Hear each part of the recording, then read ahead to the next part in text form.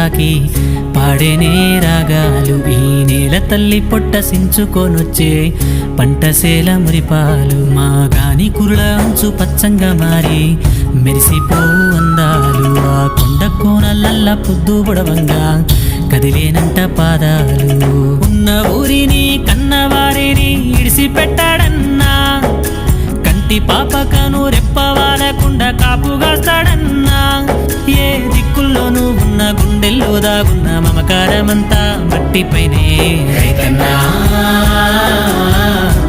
రాజు నీవేనన్నా, నీ చెమట సుక్కల బతుకే బుక్కెడు మెతుకులన్నా. ఓ రైతన్నా